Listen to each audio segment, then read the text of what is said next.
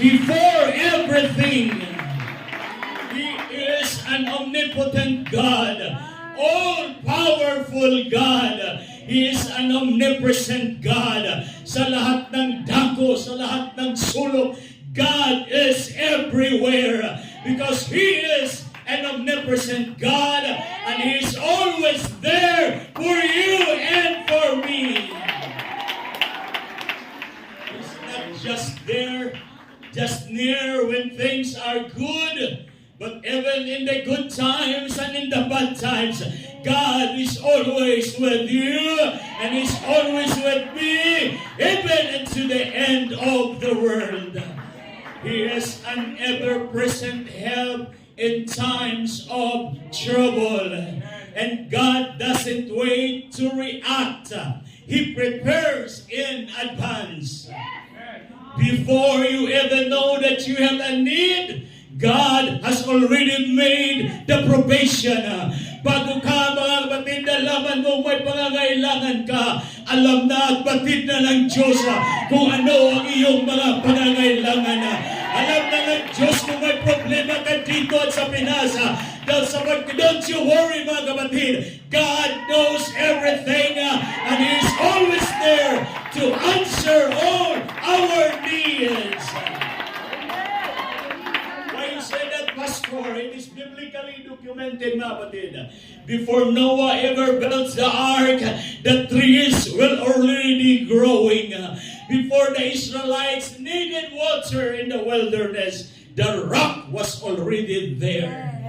Before the famine ever hit Egypt, Joseph was already in position. Bago kayo nag-decide na magpunta dito sa Hong Kong, probably you have your own decisions. It's out of your own volition.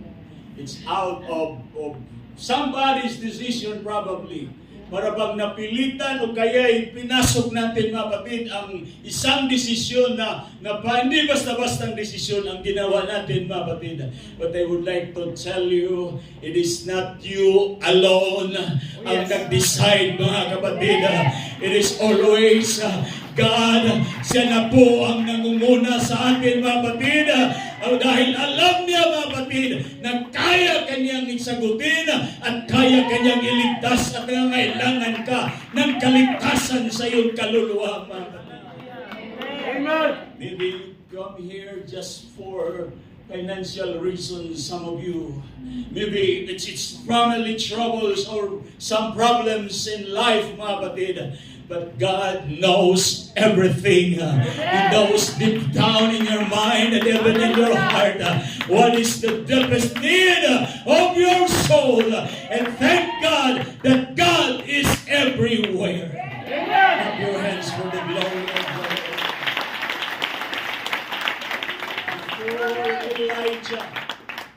Before Elijah's discouragement, the juniper tree was ready to give him a shade.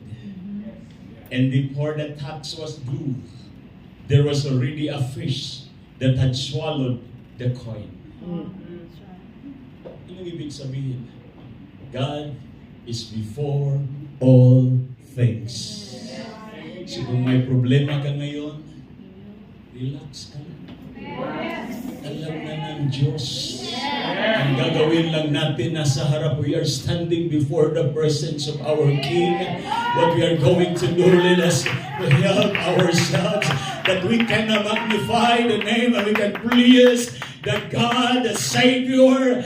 And dito po tayo sa kanyang harapan mga batid, and we will all out po mga batid na ibigay natin sa hapong ito ang lahat ng nasa sa atin ngayon mga batid.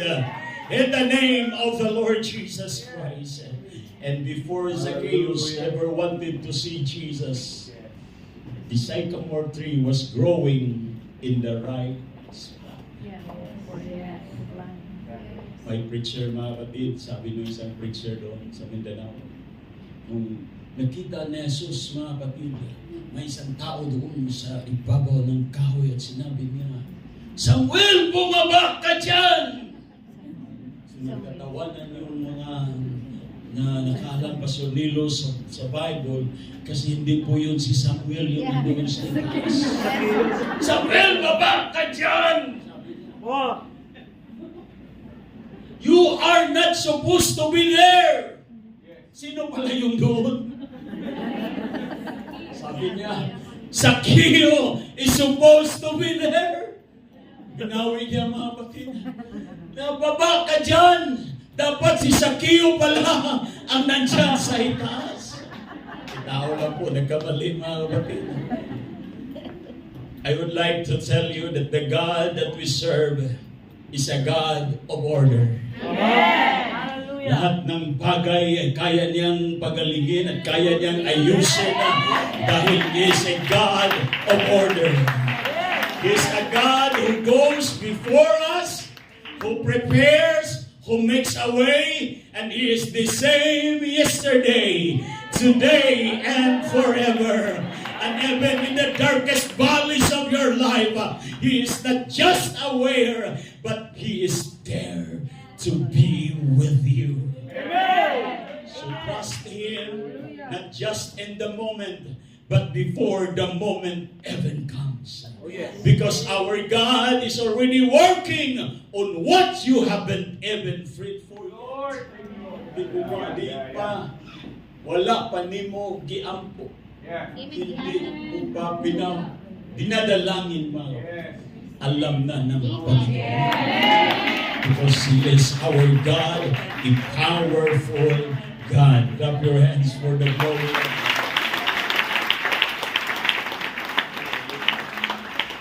And God is already there before the battle begins. Amen. For where 2 or 3 are gathered together in my name, there am I in the midst of them. And in Psalms 22 verse 3, God inhabits the praises of His people. Tama yung ginagawa natin kahit may problema tayo, kahit may mga pangangailangan tayo, matinding pangangailangan mga kapatid. Ano ba iba't ibang klase yung ating mga pangangailangan sa harapan ng Panginoon. But why still we have joy in our heart? Bakit po mga kapatid na kung magkakatipon-tipon tayo mga kapatid, the joy, undescribable joy that is within kahit may problema, pero ang gaan mga kapatid ng ating katawan as we jump, ang kagaan mga kapatid, mas yung ating katawan na ating isayaw sa harapan ng ating Panginoon. And the reason for that, because we know that God knows our needs. And again, before your circumstances ever showed up, God was already the way maker. Before your situation had a name, He was already your supply. Di pa alam ng doktor kung ano ang findings, ano ang resulta ng yung mga ginagawang Medical. biopsy, ginagawang medical laboratory, ano pa, iba yung mga medical term na yun mga kapatid. Hindi natin alam kung anong pangalan mga kapatid. But no, God knows because He already have the supply. He is our healer. He is the God that supply all our needs. Kung alam natin that God is our supplier, dapat kung mag-worship tayo, bigay tulo tayo mga kapatid. Dapat kung alam natin mga kapatid, that God will supply our needs. Huwag kang mahiyang tumayo. Huwag kang mahiyang mag-worship. Huwag kang mahiyang lumundag. Huwag kang mahiyang sumigaw at umiyaw sa harapan ng ating Panginoon. Because God is the big church for everything that we need. Come on, somebody, praise the Lord and worship Him. Amen. You might be surprised by your problem, but God never is. He will not be surprised by your problem. He was at the scene before you ever knew that there was a need. That is how great our God is. And not only was He there, He already had a word written just for you and for me. Oh, thank you, Lord. I preached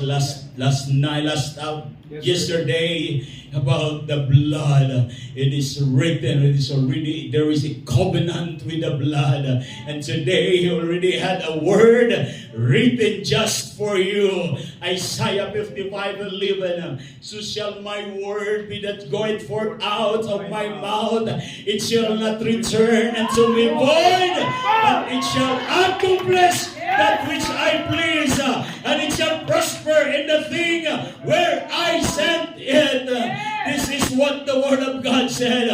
The mga kapatid, when you hear the Word of God, please be excited to receive what is being spoken to the preacher and to the man of God. Because the Bible said it will not go back to the throne of God without accomplishing, without answering your problem, without healing your diseases, without healing your sicknesses. It is forever Satan in heaven. Ang gagawin lang natin, just worship God. One author says, when you are happy, you memorize the lyrics and you sing the song. Diba? Pag masaya tayo, ganda ng kita natin. Masaya mga batid, walang problema. Sing that song, Lord. Thank you, Lord, for your goodness. Ganda mga batid. But when you are sad, you understand the lyrics. You understand. Kung malaman. So salamat sa Panginoon mga batid.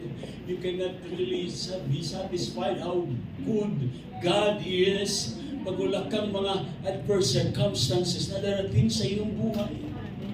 Ano malalaman ang Panginoon ay kaya niyang pagalingin ang mga imposibleng bagay, mga diseases sa iyong buhay, mga kapatid, pag hindi ka dumaraan sa mga ganyan. But when God bless us, when God answers all our prayer, mga kapatid, kay gandang aawit, mga kapatid, at kay gandang pakinggan ang mga lyrics ng awit, mga kapatid, na nakataas ang iyong kamay, because you have experienced how good our God is. Clap your hands for the glory of the Lord.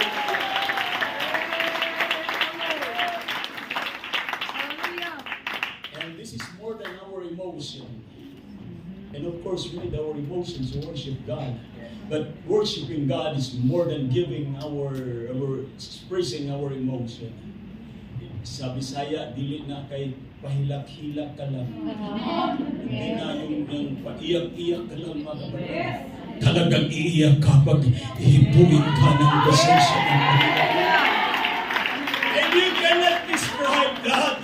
Bakit ba ito nangyayari sa akin? May first time, may member, mga kapatid sa church, share ko lang. Siguro nanood siya. Shout out sa mga kapatid. Nag-preach pastor.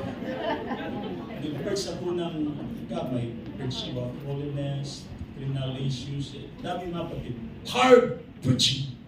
Okay naman yung magkatawa na ko akong mga sakop. Kaya katawa. Hanggang dito mga kapatid yung ibig ng mga kapatid sa katawa mga kapatid. Pero nung nangaral si pastor against sin, nangaral si pastor, parang matindi, parang galit palagi si pastor. Parang nagalit sa akin. Sabi niya, nag-decide na huwag na tayong babalik dyan.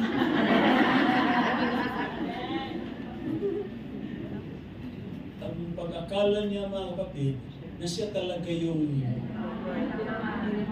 pinagtawa-tamaan ko. Ang akala niya na siya ang akong gigo. Pero video lang, hindi naman talaga. Nagpapalimig lang siguro. Sabi niya sa kanyang mga anak, uwi tayo. At hindi na tayo babalik sa church na yan. Kaso ba't nalaman mo? Hindi may mga marites eh. So, wala man ibang ginagawa, yun lang. So, sabi niya ba, di na daw sila babalik, pastor. Kasi sinabi mo, pastor, na ganito eh. Wala namang tama niya. So, nga kapatid. So, sabi ko, sige na, pray na lang natin. So the pastor prayed, mention ko yung pangalan niya, and the next Sunday comes. Sabi niya sa kanyang mga anak, magbihis na kayo. Maligo na kayo mga anak. Sabi niya yung mga anak, Nay, bakit sabi mo, hindi na tayo babalik dyan sa simbahan. Huwag na kayo, maraming satsak pa dyan. Balik na tayo magbihis. Makamalate na tayo sa church. Hallelujah. She may not like the way I preach. He may not like probably the beauty of his pastor. Or the way I preached to him a hard sermon, mga kapatid. But he could not refrain and he could not resist the moving of the Holy Spirit every time our service will be going on. Kaya niya, mga kapatid, siguro pwede siyang magalit sa pastor, pwede niyang pagalitan, mga kapatid, yung mga leaders sa church, mga kapatid, pero hindi niya kayang talikuran yung kanyang nadarama.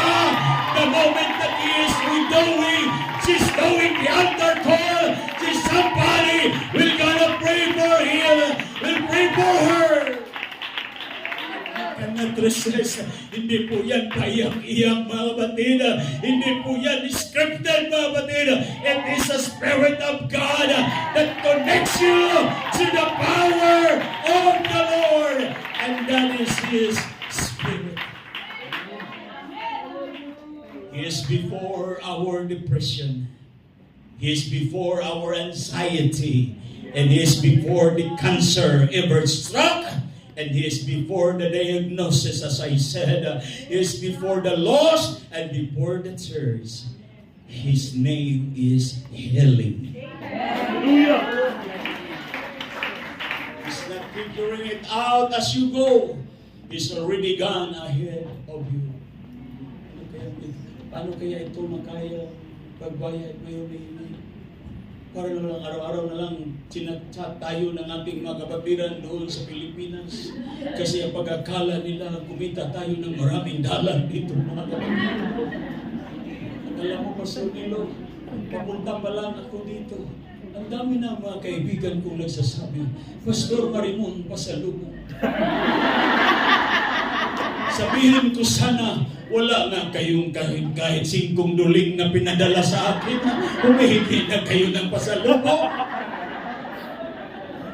Wala nila. Kasi ma-misinterpret tayo, mga kapatid.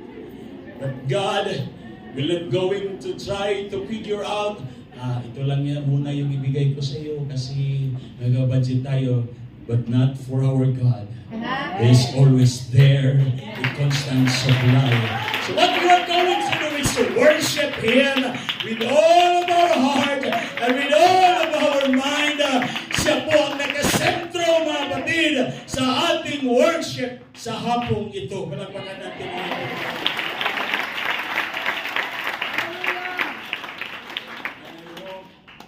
And I pray that you are really convinced that we have a God who is a powerful God. Amen. Hallelujah. And maybe some of you knows the name of our God. But I would like to preach that there is power behind that name of God, the hidden name. And if we go back to our Bible school, Pastor Nilo, during the time of Bible school, our Bible college time, we have a doctrine and subject in Bible college in the Old Testament times that God's name is often represented by the Tetragrammaton, the YH, WH. This name is considered sacred and is sometimes hidden or replaced with titles like Adonai or Hashem. The practice of hiding or substituting God's name may stem from the third commandment, which warns against taking the Lord's name in vain. So mo nang ingon sa Bisaya, dili sila magpatugat-tuga o sulti o mga pangalan because pinagbabawalan sila if they can use the name of God in vain. And Jewish tradition emphasizes respecting that name. leading to careful handling of its pronunciation and writing. So pag Yahweh, pag YHWH yan mga kapatid, careful sila noon. Sa atin mga Pilipino ay okay lang yung magkatamblik-tamblik yung mga pangalan natin. Kahit pa magkapangit-pangit yung mga pronunciation ng pangalan natin mga kapatid. Sa Bisaya, pwede itong ano na pangalan mga kapatid. May kinakasal ako, Pastor Nilo, na ang apelyedo doon ay mga Bisaya. Taas ang kamay ng mga Bisaya. Salamat. Kayo na lang ang mag-translate sa mga hindi makaintindi. May kinasal ako mga kapatid na ang babae, ang apelyedo ng babae ay Limugmog. Hindi natin dinowngrade yung pangalan, pero I mentioned about the name. Limugmog, at yung asawa niyang lalaki ay Bugwak. So pagkatapos mong imugmog, ibugwakin mo. Sa Bisaya yan, katawanan kayo na. Kung pangutanan na lang mo, katawa na lang po yung iba dyan pag hindi nyo naintindihan. Limugmog at saka Bugwak. Andoon mga kapatid sa, kasi pag sa, sa Malaysia, andoon talaga. Limugmog. Hindi versos ha. Limugmog, Bugwak, Napso. Ano sa Tagalog yan? Mumog. Buga. Oo. Basta ganyan mga kapatid. So, kahit ano pa yung may isang mga doon, pinasal po sila doon na parang parang yun. Yung tips, yung ahos. Ano yung ahos doon sa Awang. Ahos yung mga kapatid, ang apelyedo ng lalaki at yung babae ay gulay. So talagang, so don't you worry, may pares talaga kayo mga kapatid. Kung wala pa kayong pares kayo, may talaga inihanda talaga ang Panginoon na kapilido mo o kaya ay ayaw mo ng kanyang apelido pero nandyan sa pagmamahal yan. It's the love that makes the difference. Balik tayo mga kapatid kasi hapit na alas 4. Exodus 6:3. And I appeared unto Abram, unto Isaac, and unto Jacob by the name of God Almighty, but my name Jehovah was I not known to them. It's still a hidden name. Yes. Exodus 3:13 and 15, and Moses said unto God, Behold, when I come unto the children of Israel, and shall say unto them, The God of your fathers hath sent me unto you, and they shall say unto me, What is his name? And what shall I say unto them? Sabi ni Moses, pag ipadala mo ako doon, at magtatanong yung hari doon, si Pero doon, anong pangalan ng Diyos mo na nagpadala sa iyo dito? Anong sabi kanina? Hindi niya alam kung anong pangalan. And God said, sabihin mo, I am that I am. Come on. Hindi yan pangalan, title pa rin. Yes. Still hidden mga kapatid. But I would like to tell you that there is power of that hidden name. Come on. And they are all anxious and excited, even in the Old Testament time, to know the name of their God. King Solomon in the 2 Chronicles 7:11, and the Lord appeared to Solomon by night and said unto him, I have heard thy prayer, and I have chosen this place to myself for an house of sacrifice. And if I shut up heaven that there be no rain, if I command the locusts to devour the land, or if I send pestilence among my people, if my people which are called by my name, another name that was mentioned mga kapatid, another name that is mentioned in this verse, kapag ang totoo mga kapatid, no name yet has been mentioned, still hidden mga kapatid. But the Bible said that we are the people of the name. We are the people of that name. If you are the people of that name, the Bible said, you must humble yourselves and pray and seek my face and turn from their wicked ways. Long before, even in the Old Testament time, God started to bless His people kahit po hindi pa po na-mention ang kanyang pangalan, mga kapatid. Hallelujah. Anong binigay na mga blessing niya, mga kapatid? Sabi niya, now mine eyes shall be open and mine ears attend unto the prayer that is made in this place. Isang gabi, mga kapatid, nung si Solomon natapos na yung lahat ng kanyang mga gawain sa pagpatayo ng isang templo, mga kapatid. And what he is waiting at that night is the answer or the answer of his prayer or yung ginagawa nilang dedication. It needs confirmation from the Lord. Yun lang po, mga kapatid, ang hinahangad niya sa kanyang buhay. Lord, parang sa akin, naghihintay sa umaga pa, mga kapatid, hanggang gabi na lang, wala pang confirmation ng Panginoon. But the Bible said in verse 11, yung ating binasa kanina, and the Lord appeared to Solomon by night. How I wish, mga kapatid, sa lahat na naririto sa hapong ito, before we go home, dala natin ang ating Panginoon and we can hear the voice of God today confirming our offering, our sacrifice, mga kapatid, that God answered our prayer. Somebody of you here, you may not know who the Lord is, what the name of our God is, but if you are sincere to your coming, if you are sincere to your worship, this night will not pass without hearing the word of the Lord to give you direction, to give your blood and your dying souls a life that is forever.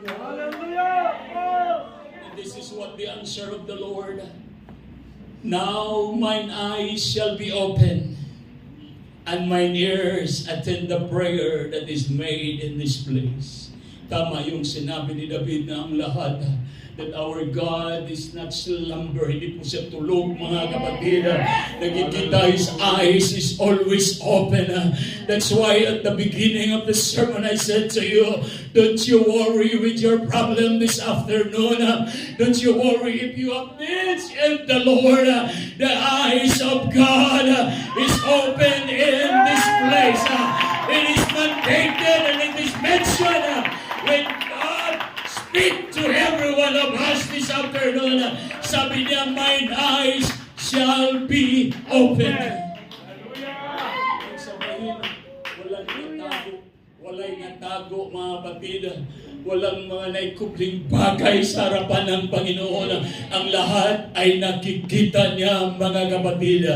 Lahat-lahat kaya niya, mga kapatid. And not only that we see, but the Bible said, mine ears. Amen. So lahat ng ating dalangin, lahat ng nasa, even that spoken problem that you have right now, even the spoken trial na hindi mo kayang ipagsabi sa iyong mga kaibigan, hindi mo kayang i-share, mga kapatid, sa iyong pastor, hindi mo kayang i-share sa ibang tao ni sa iyong pamilya, mga kapatid. But I would like to tell you this afternoon, there is a God of heaven that is willing to hear your cry and willing to answer your prayer.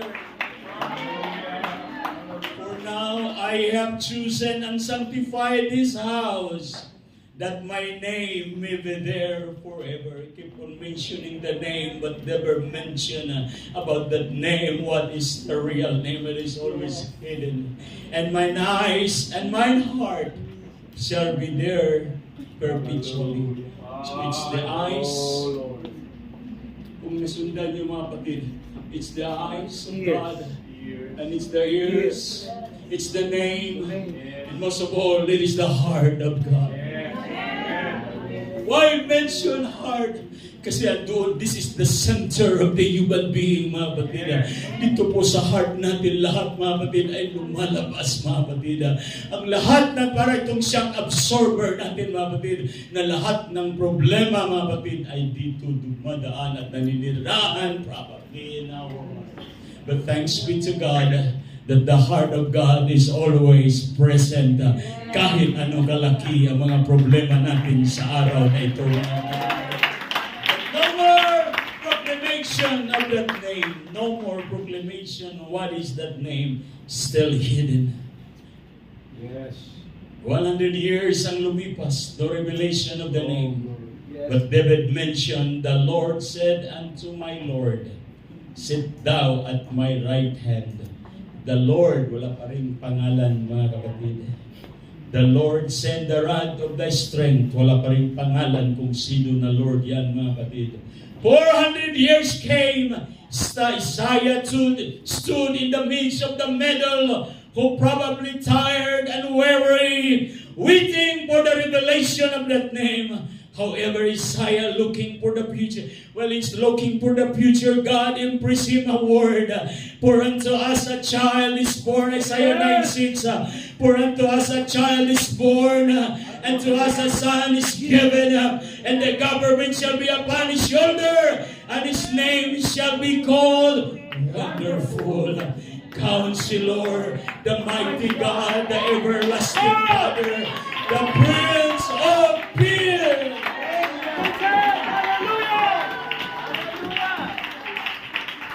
Okay na, mga kapatid, kahit mayroon ng propesya na son na darating, mga kapatid, pero there is still no mention about the name. It's all the title that belongs to that name, that incorporate to that name, mga kapatid.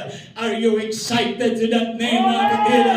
In the Bible said, he will be called Wonderful, and Counselor, the Mighty God, and the Everlasting Father, and the Prince of Peace. Amang gradiha, walang pangalan, mga kapatid. And God said moreover unto Moses, thou shalt say unto the children of Israel that the Lord of your God, your fathers, the God of Abraham, the God of Isaac, and the God of Jacob. Wala pa rin pangalan. So mag-pray sila. Kapatid, kung napansin niyo, mga kapatid, doon sa Old Testament, sabi, I prayed for the God of Jacob, prayed for the God of Isaac, and the God of Abraham. You know who is Abraham? Yes. He's a friend of God. Isaac means he is the one that is being sacrificed, Yes. offered as a sacrifice, and the God of Jacob who wrestled. Binago ang kanyang buhay after na wrestling niya yung mga kapatid, yung angel, mga kapatid. So name all of those trials. Kaya ng ating Panginoon, mga kapatid. You mention about sacrifice. You mention about your result, many problems in life. God is always there because His name is wonderful. He is our counselor. He is the mighty God that can answer everything. And Exodus 23:21, malapit na po tayong mahuman, mga Exodus. Beware, Exodus 23:21, beware of him and obey his voice. Do not provoke him, for he will not pardon your transgression. Sabi ni Moses, for my name is in him. Sabi ng Panginoon, mga kapatid, He spoke to the people of Israel and He said, "Wag kayo, do not provoke this angel, for he will not pardon you." Bakit po? Powerful ba yung angel? No. The Bible said that it is the angel who bring that name. And I am excited, mga kapatid, to hear what this name that is carried by an angel. The bearer is an angel, mga kapatid. And I would like to bring to you in Matthew 1:21, mga kapatid. may isang anghel na tumayo sa harapan mga tinalagad ng Panginoong Diyos. Sabi niya, and thou shalt call his name Jesus, for he shall save his people from their sin. What name is that? Jesus! Kaya sigaw natin mga kapatid. Let's shout that Jesus! There is power in the name of Jesus. And I would like to tell you, the name is no longer hidden for us. The name is free for now to shout that name. Because that name brings power, brings miracle. And you can name your heroes. You can talk about your favorite preacher. May paborito talaga tayong preacher, di ba? Gusto ko sana yung pastor doon sa Mindanao, sabi, Pastor, kanang ganahan dyan ko, maminaw sa imong wali ba kayo? Kanang hindi ikaw mo wali mo, ang sarap kaya ng tulog ko bagay ko. Kaya paborito niya si pastor, kasi nung nag-preach si pastor pa sa bab, 2 oras at 30 minutos. Tulog na tulog siya, paborito niya. Favorite pastor, hindi ko na lang i-mention kung sino yung pastor na yan para ma-imbitar nyo rin mga kapatid. But let me tell you tonight or this afternoon, there is no name greater, there is no name higher, no name with more authority than the name that was carried by an angel. And the name is Jesus. Neither is there any salvation in any other, for there is another name under heaven given among men whereby we must be saved. It is not just a name, but it is a saving name. It is the name handpicked by the Father. And at the mention of that name, hell trembles, demons flee, chains break, sickness surrender because of that name.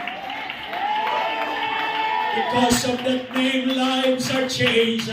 That name carries salvation. That name carries deliverance, peace, joy, and power. I'll be so short of time mga kapatid. Pagyakin pa mga kapatid na testimony sa inyo ang lahat ng mga pinagong buhay ng Panginoon dahil sa power ng kanyang pangalan na noon ay nakatago mga kapatid. But thanks God, I've been afflicted to that name. God bless me through that name.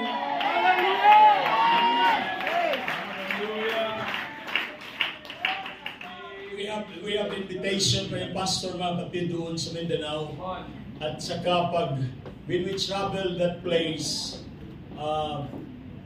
talagang it is about some people that are against the government. Nagkaroon sila kapatid ng checkpoint doon kasi sila pa yung mga matatapang noon panahon mga kapatid. Nagkaroon sila ng checkpoint, biro mo mga rebelde ng gobyerno na sila pa yung nag-checkpoint. Instead na yung mga military at police yung mag-checkpoint doon. Ano ba yung checkpoint? Kung may harang na. Oh, yun. So, sabi mga kapatid, sabi ng pastor doon, Pastor Maricol, may sundo ka, hindi lang sundo lang para magkaintindihan tayo. May sundo ka dyan na nakamotorcycle. At saka ito, binigay niya yung plate number. Magkasabay kami ni Mr. Donna. May sasakyan ako noon mga kapatid na yung tinatawag sa mga Ilonggo na running kundoson. Kung hindi mo iduso, hindi kin magalagan. Hindi maandar. Tulak mo talaga sa running kundoson. Hindi running kondisyon. So dapat iduso. Hirap-hirap talaga tayo magpapapit. So, yung nangyari mga kapatid, kay Sir Donna, ang sweet pa naman namin mga kapatid. Joyride mga kapatid. Kahit may panahon na, Sir Donna, ang labas ka muna. Ikaw naman magtulak.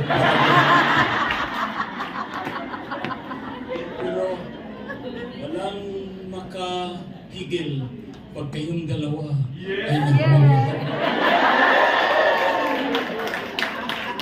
Pawis niya mga kapatid, hindi pa marunong si Donna yung mag-drive kasi isa pa yung sasakyan namin noon mga kapatid. So tulak. Okay na yan, Bart. Partner mo yung tawag na. Okay na yan, Bart. O, sige, okay. Andar na mga kapatid. Sabi ng pastor, Pastor Jerry, tayin mo lang yung anak ko, siya yung magsundo sa iyo doon para safety yung biyahe mo paakyat sa bundok. Dapat mag-clearance pa muna doon sa, ano yun? Checkpoint. Yung iba, chicks point. Nanubra na, nanubra. So, sabi mga kapatid, yung isa, Pastor, itong plate number, so doon na mga kapatid, maaga pa, doon na siya. So sabi niya sa akin, yung nagsundo sa amin, Pastor Marimon, sir, susunod ka lang sa amin. So, sundan ko talaga mga kapatid. Nakamotor lang siya, motorcycle. Builo siya. BAM! Lumisin tuloy yung nagagulog na sa under ng motor. Naku, hapit na alas 4. Okay. Yun pala, pag dumaan ka sa checkpoint na yun, i-check ka. Nakabukas yung barrier doon na kahoy mga kapatid. Bukas yun.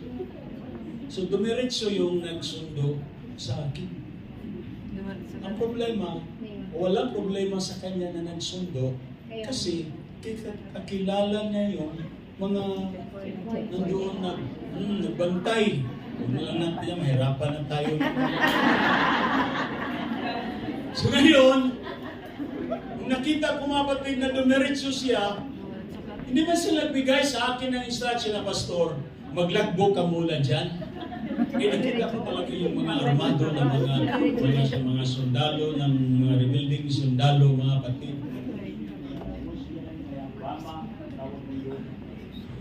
Grabe yung armas. May armas dito sa harapan, may armas dito sa likuran, may armas dito sa hawak. Baywang. Dito rin sa baywang rin ito, no? Kahit sa pikas, baywang. Sa tuhod. May marami armas talaga, mga. Sa akin, okay lang kasi sabi niya, sundan mo lang. Yun pala, pag bisita ka doon, maglagbo. Ginawa namin mga kapatid, hindi namin pinansin yun. Nakita ko yung may nag-abang doon, pero sinundan ko talaga. Yun pala, bawal yun mga kapatid. At talagang kaming dalawa ni Sedona, okay pa naman yung pintuhan namin mga kapatid.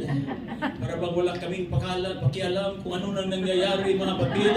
Yun pala yung naggalit na sila, tinabol na kami mga kapatid. Galit na sila, naka-aim na yung important na mga kapatid doon sa aming sasakyan. Buti na lang mga kapatid, yung sasakyan kung running condition mga kapatid. Hindi kami naabutan. Doon kami igo lang kami nga nakaabot doon sa bahay ng pastor na yun. Tumating din yung mga galit na mga tao. Kinakangla yung kanilang mga armas mga kapatid at naggalit talaga mga kapatid. At hindi ko maintindihan yung mga pinagsasabi nila mga kapatid kasi doon sa mga Muslim area doon mga kapatid. So yung nangyari mga kapatid, kasi wala akong naintindihan, sabi ng pastor, ba't galit yung mga pastor? Sinagasama yung pastor, galit. Kita ko yung mga armas na hindi ko nakita sa mga sundalo ng gobyerno. Nandun sa kanila mga kapatid. But one thing I know, we are protected not only by the blood, but the name that I have been preaching to you mga kapatid. It is always the name that we carried is our protection, mga kapatid. If you want that life-giving name, receive God as your personal Savior, mga kapatid, because that name is forever Savior of your life. We all come from different backgrounds with different family names, but names fade. Names are forgotten, even in the Bible. Names like Ananias, Sapphira, Nadab, and Abihu, and Judas Iscariot, their names died with them. But one Friday afternoon, under the blazing sun on a hill called Calvary, a man was crucified, and though his body died, his name did not die with him. Kahit po napatay ang kanyang lawas, ang kanyang body, ang kanyang katawan, mga batid, oh no, that name can be alive forever and ever because of the power of His name. And tonight, I believe I'm preaching to some living witness today. People who have seen cancer healed in that name. Alam ko po na may mga living witness tayo dito. That everyone, probably not everyone, but you can testify. You can have more testimony than the preacher this afternoon. How you witness cancer healed in that name. Addictions held by that name. Broken family held by that name. Families restored because of that name. Minds renewed because of that name. And hearts transformed by that name. Praise God for all His titles. Thanks God for all the adjectives describing the beauty and the power of His name. But titles has nothing to do with the salvation of your lost souls. Titles has nothing to do with the salvation of your lost souls, mga kapatid. That's why we thank the Lord that we have the name. And the name, that powerful name, is the name of the Lord Jesus Christ. And that's the reason why we are baptized. Not in titles, mga kapatid, but we are baptized in that hidden name because there is power in the name of the Lord Jesus Christ. Mark 16:16, he that believeth and is baptized shall be saved, but he that not believeth, but he that not believe shall be damned. And these signs, listen, and these signs shall follow them that believe. Sa Mark 16:16, sabi mga kapatid na kailangan tayo ng baptism. And this will, if you will receive the baptism, ito po yung mga blessings. And the signs shall follow them that believe in my name, not in title. In my name shall they cast out devils, and they shall speak with new tongues. They shall take up serpents, and if they drink a deadly thing, it shall not hurt them, and they shall lay hands on the sick, and they shall recover. Hallelujah! Sir Donna, mag-pray tayo na. It's almost to die na yung nagka-cancer ngayon. I, Sir Donna, will pray. At ang ginamit naming pangalan, Pastor Librado, hindi namin sinabi sa pangalan ng Ama, sa pangalan ng Anak, at sa pangalan ng Espiritu, ikaw ay gagaling. Oh. But at the mention of that name, at the mention, the Bible said that the devils flee, mga kapatid, at the mention of that name, gumaling mga kapatid, in the name of the Lord Jesus Christ.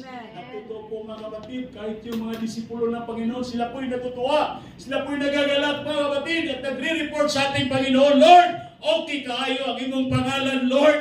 Okay kayo ba? Importante at saka yung pangalan mo, Lord, ay napakagaling talaga. Hero mo, Panginoon. Sinabi mo yung Panginoon, Lord.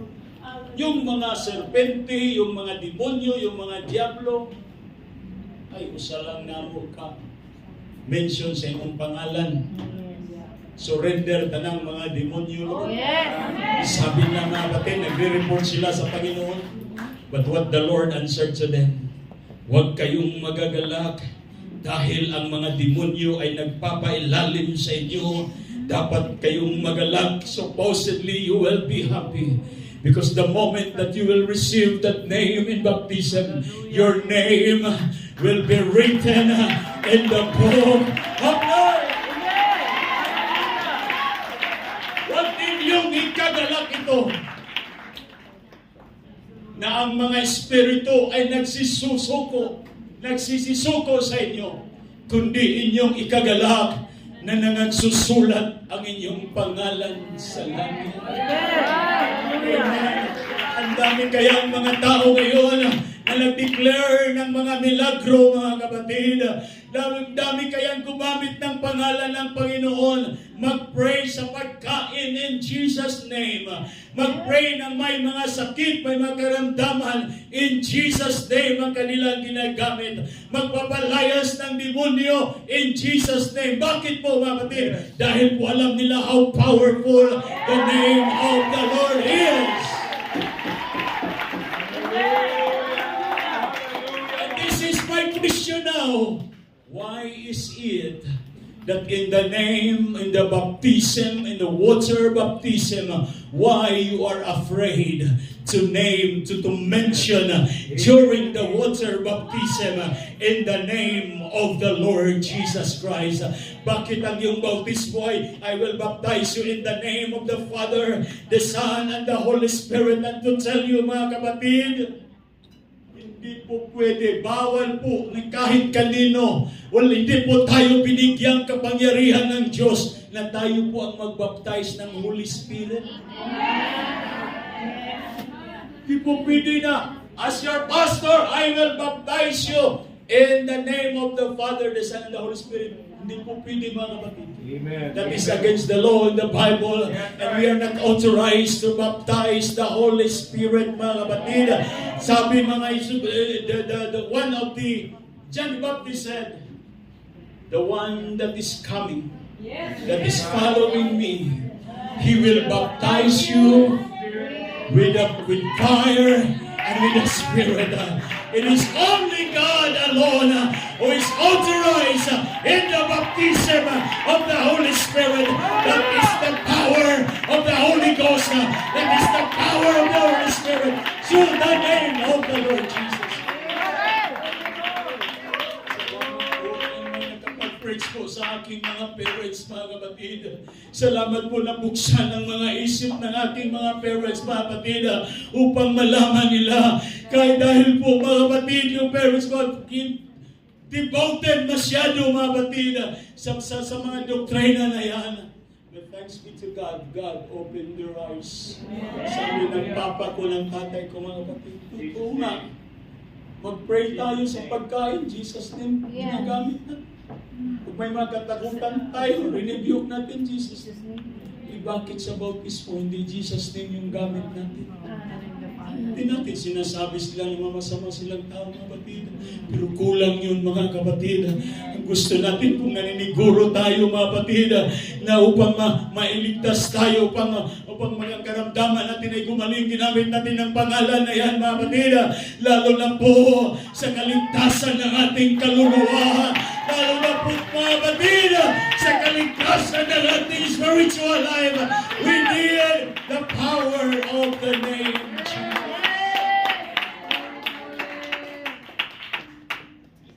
Sabi ng Bible, why we need to be baptized and carry that name. Revelation chapter 9, 3-4, before I close. At may lumabas sa usok, mga balang sa lupa, at sa kinilay ibinigay ng kapangyarihan. Naggaya ng mga alakdan sa lupa na may kapangyarihan. At inuutos sa kanila na huwag nilang sirain ang damo ng lupa o anumang bagay na lunti o anong punong kahoy, kundi ang mga tao lamang na walang tatak ng Diyos sa kanilang buhay. The moment that you receive the baptism of the Lord Jesus Christ, the Bible said that you put on Christ. It's the mark in the name of Jesus. Hallelujah! Colossians chapter 6, 16 and 17. Paul says, I bear in my body the marks of the Lord Jesus Christ. And the Bible said in the other book of Revelation 22 and 4, mga kapatid, 22 verse 4, Colossians and Revelation, mga kapatid. And they shall see His face, and His name shall be in their foreheads. Ang mga taong makakita lang sa face, sa mukha ng ating Panginoon. Darating ang araw ay yung mga taong may marka sa pangalan ni Ginoong Jesucristo ng ating Panginoong Jesucristo. And they shall say His face, and his name shall be in their foreheads.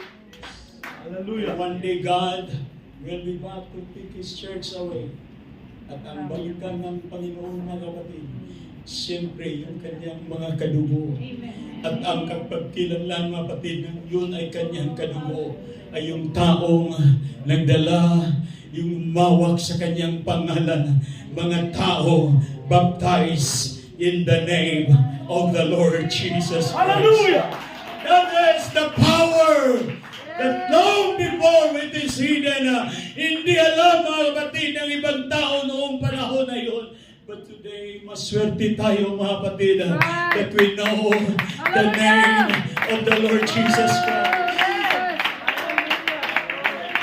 One day, the Bible said that there are many people that going to stand before God and claiming about the miracles that they did, claiming about all the accomplishments that they have done. Bakit po ginamit nila ang pangalan ng Panginoon? And what the Bible said, I don't know you. Ang nakilala lang ng Panginoon yung mga taong nakasulat ang pangalan, mga kapatid. Those names that is written in the book of life. Kung ako sa inyo, mga kapatid, kung hindi pa kayo napa-enroll, mga kapatid, this is now the enrollment time that your name will be written in the book of life. Revelation chapter 20 verse 15. And anyone whose name was not found written in the book of life, ano mangyari? Will be thrown into the lake of fire. So I wish that everybody, and I pray to God, everybody in this building this afternoon, it's so good that we are so concerned with our name, how beautiful is our name is. But please, siguraduhin at maniniguro tayo na itong pangalan natin ay naisulat in the book of life, mga kapatid, so that you will not be cast into the lake of fire. And God is ready now. Alam ko po na while you are hearing this message, mga kapatid, God is knocking at your door today. The blessings is right behind the door, mga kapatid. Someone is waiting. Someone is waiting for you to open the door and to welcome that powerful name and to worship that powerful name. And to God be the glory for that name that He has given to us. Shall we all stand together?